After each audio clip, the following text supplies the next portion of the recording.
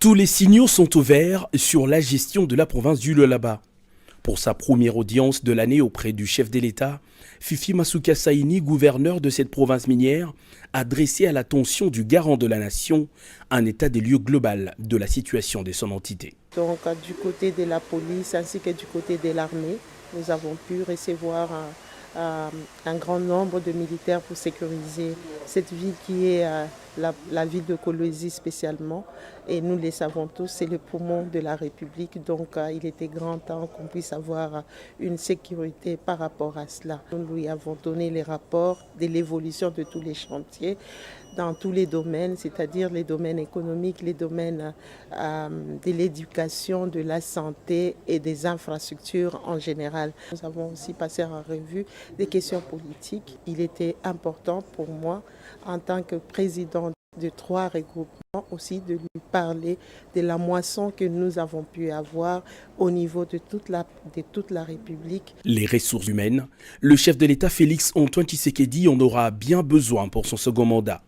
La gouverneure, elle, se dit toujours disposée à servir pour le bien du peuple. Je suis plus que disposée de continuer avec le deuxième mandat du chef de l'État, surtout qu'il veut de ce mandat un mandat qui relève le social de la population de la RDC. Il veut de ces mandats que ce soit un mandat de développement. Donc c'est avec une grande satisfaction de toutes les instructions qu'il a pu nous donner pour que nous puissions continuer avec le deuxième mandat du chef de l'État dans les développements et à donner du sourire ainsi que relever les niveaux de vie sociale de la population de la RDC et celle en particulier de la province du Lualaba.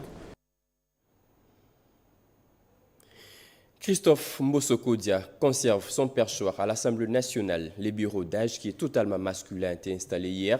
Serge Bahati et Moïse Agé Matembo, les moins âgés, font aussi partie de cette nouvelle équipe du bureau provisoire. 422 députés nationaux ont validé leur mandat. C'était lors de l'ouverture de la session extraordinaire pour cette nouvelle législature, comme nous dit Sylvie Mouimbo.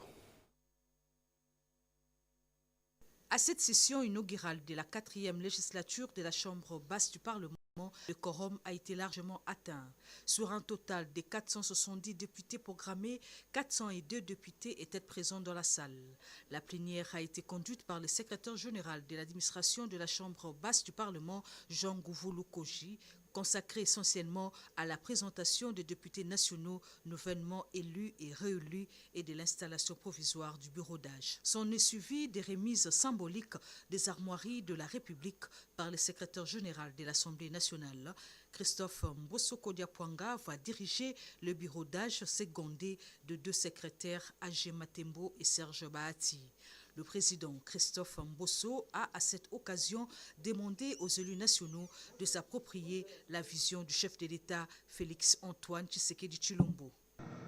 La CENI a, en date du 14 janvier 2024, publié les résultats provisoires des élections législatives qui ont permis à chacune et à chacun d'entre nous de siéger aujourd'hui dans cet hémicycle.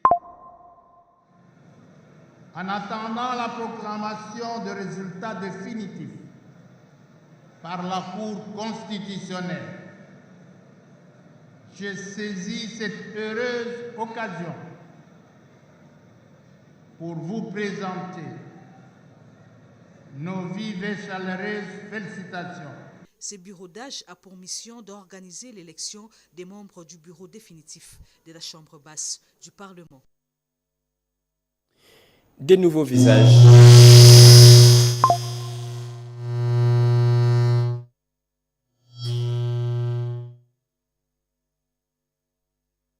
Désagréments. Les nouvelles lois estiment certains, d'autres par contre disent être là pour renforcer